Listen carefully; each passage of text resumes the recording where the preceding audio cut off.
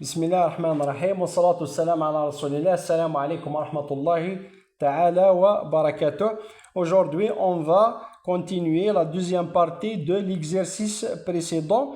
Avant de parler sur cette partie, on a un exemple similaire à la première question de l'exercice. Un ensemble de résistances avec des valeurs bien définies. C'est la valeur R5, elle est inconnue, donc c'est bien de déterminer la valeur de cette résistance en s'appuyant sur cette donnée. C'est la valeur de la résistance équivalente vue borne A et B, c'est 35 ohms. Maintenant, on va entamer la deuxième partie. On a un circuit électrique, donc le sens des flèches de tension est donné, mais juste il faut bien interpréter cette tension. Lorsqu'on dit U à K, c'est A, c'est le point de la fin de la flèche, et K, le deuxième point, c'est le point de départ. Donc nous avons certaines tensions avec des valeurs données et certaines valeurs de résistance. La première question, c'est citer les différents nœuds de circuit. Citer les différents nœuds, c'est important pour analyser bien le circuit. On a dit que le nœud, c'est où se rejoint au moins 3 branches.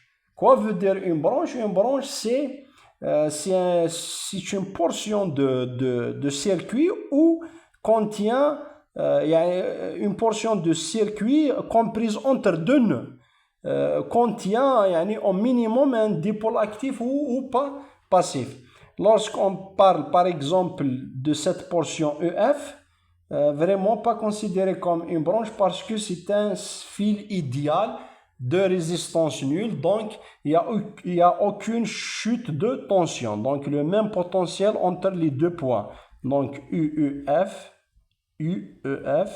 égale 0 parce que la différence entre les deux potentiels est nulle parce que les deux potentiels sont les mêmes.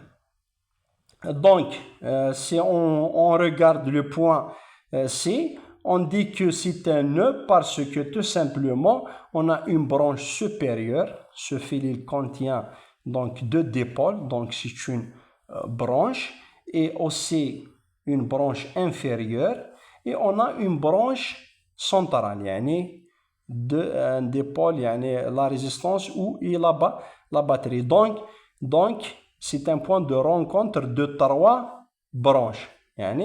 Et aussi, on a le point B, c'est point de rencontre de 3 branches. Donc, c'est un nœud. On peut considérer aussi le point H et F, c'est des nœuds parce que la loi des nœuds est applicable dans ces points. Cette loi, on a besoin de cette loi pour déterminer quelques courants qui circulent dans les branches. La deuxième question, c'est citer donc les nœuds, c'est CB, HF. La deuxième question, c'est citer les différents mailles. Les nœuds sont C et B.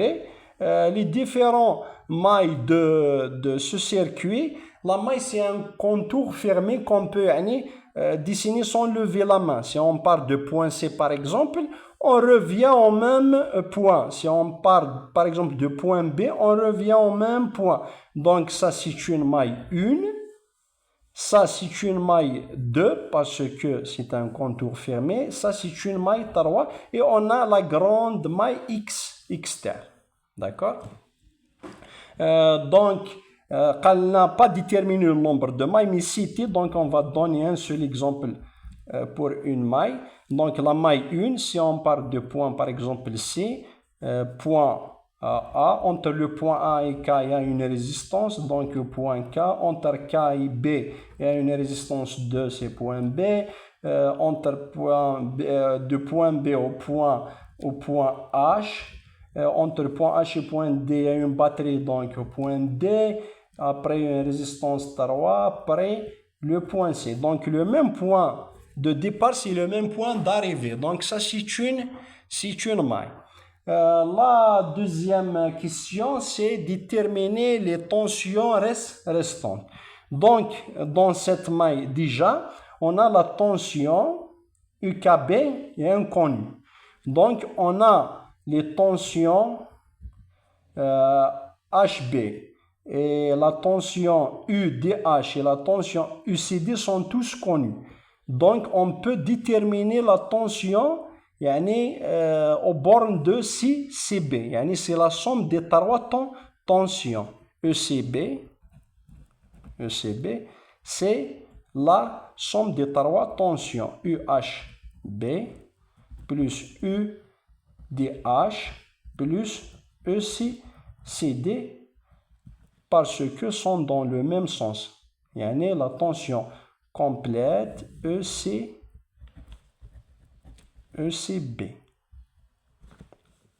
Donc UHB c'est nul, donc c'est un fil idéal. EDH c'est 30. ECD c'est négatif, donc moins 5. Donc ECB est égal à 25 volts avec la somme algébrique, en utilisant direct la relation de la somme des vecteurs aux tensions. Pour déterminer la tension UKB, on va utiliser donc cette maille. Donc la maille numéro 1, on va choisir un sens pour cette maille. Donc nous avons UCB. UCB, c'est la tension borne de CB de toute cette branche. Elle est avec le même sens choisi, donc positif. Moins la tension EAK, parce que EAK c'est opposé à ce sens. Donc moins EAK, moins aussi la troisième tension UKB est égal à 0 parce que la loi des mailles a dit que la somme des tensions est égale à 0, sont nuls. Donc nous avons la somme de toutes ces tensions sont nuls. Donc on peut déduire directement UKB. UKB c'est UCB moins UAK. On a UCB, donc la valeur 25, moins UAK c'est 15, donc c'est 10 volts. Donc c'est 10 volts. Donc maintenant la deuxième maille, on a la tension UHF est inconnue, donc on va la déterminer. On va faire toujours, on choisit un sens et on fait la somme de toutes les tensions. On a ECE, c'est positif, c'est le même sens. Les trois restantes, de sens contraire. Donc avec un signe moins. ECD moins EDH moins UHF égale 0. Donc on peut déduire directement EHF, c'est ECE, donc de mettre EHF de l'autre côté. Donc il nous reste à calculer 700. Donc ECE, la valeur tau c'est 4. Moins ECD. ECD c'est une tension négative, donc le moins avec le moins et le plus. Donc plus 5, moins 30. Donc c'est moins 21 volts. Donc EHF c'est moins 21 volts. Voilà. Donc la maille numéro 3, on va déterminer la tension UBG. Donc toujours la somme des tensions. On va choisir ce sens par exemple. Donc EHF ou le sens choisi, donc c'est le même. Donc EHF moins sens opposé, EBG moins EGF. Moins EGF égale 0. Ou bien directement, on peut faire d'une manière où les tensions les tensions de sens opposés sont égaux. Directement égalité entre la somme des tensions opposées. عندنا cette tension de ce sens تمشي هكا. Donc عندنا EHF.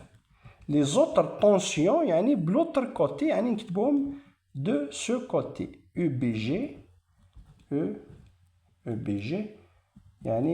plus EGF. هذه جات exactement من هذه. كي نجيبو من l'autre côté EBG EGF يوليو positif. Donc on va déduire EBG est égal, c'est UHF moins EGF est égal moins 21. عندنا EGF négatif, donc moins مع moins يولي plus 2 est égal moins 19 volts. Donc EBG moins 19 volts. Maintenant, la question suivante, c'est déterminer ou bien calculer les courants circulant dans les branches de circuit. Il y a deux méthodes. La première méthode, c'est on applique la loi d'Ohm directement pour les résistances connues. Directement, comme la résistance R1, il faut aller le courant. Donc, la loi d'Ohm تقول la tension UAK, c'est I1 fois R1. Donc, UAK est égal R1 fois EA. Donc, implique EA est égal UAK à la R1. C'est 15 volts sur 100 est égal 0,15 volts. La même chose pour la résistance R4, le courant qui passe dans R4, c'est E4, donc ECE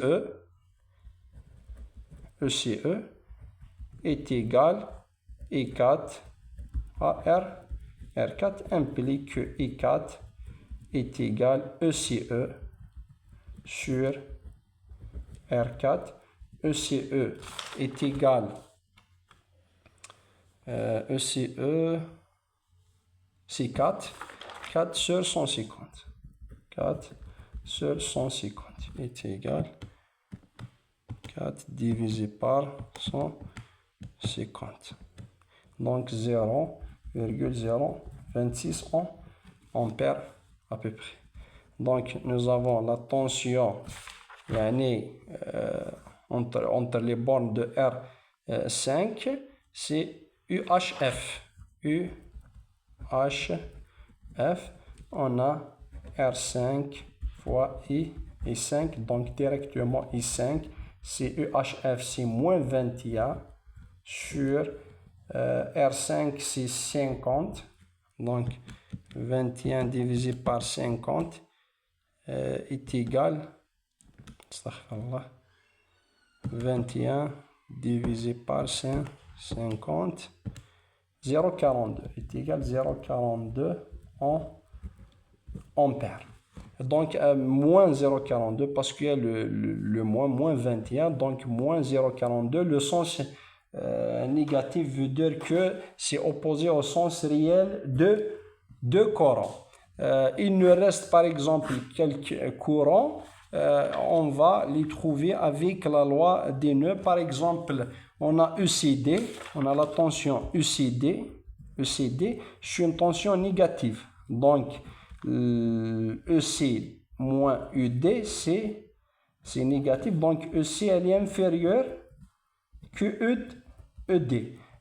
Dans les résistances, le courant passe de potentiel plus élevé au potentiel plus faible. Donc le courant راح يكون entrant في le point C parce que راح يجي من le point D le point le point C. عندنا EAK positif, EAK positif, donc le potentiel le point A plus que le potentiel le point B, donc le courant passe du point A au point B, donc le courant يروح هكا, donc veut dire que le courant هنايا sortant le point C. Même chose dans le ECE, ECE donc c'est positif, donc راح يروح من السي le E, donc راح يروح يكون sortant le point C. En appliquant la loi des nœuds, il trouve que la somme des courants, يعني courant entrant, est égale à la somme des courants يعني sortant.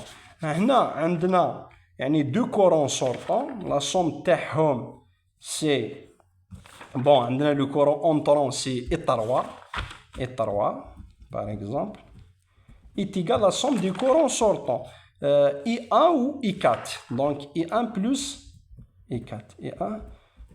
I4, وحنا لقينا I1 ولقينا I4, donc on peut déduire I3, donc عندنا 0,15 plus 0,026, donc 0,15 plus 0,026 يطيح لنا 0,176 يعني ampère à peu près.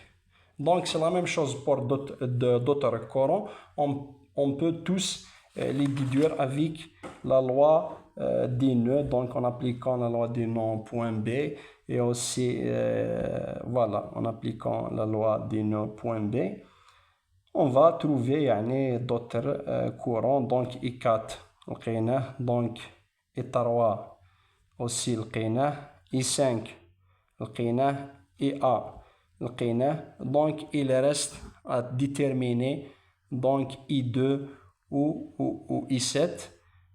Donc وصلنا يعني à la fin de cette vidéo, donc j'espère que les choses sont claires. Donc إن أصبنا فمن عند الله وإن أخطأنا فمن عند أنفسنا. Donc merci beaucoup pour votre attention. Donc أستودعكم الله الذي لا تضيع ودائعه, والسلام عليكم ورحمة الله تعالى وبركاته.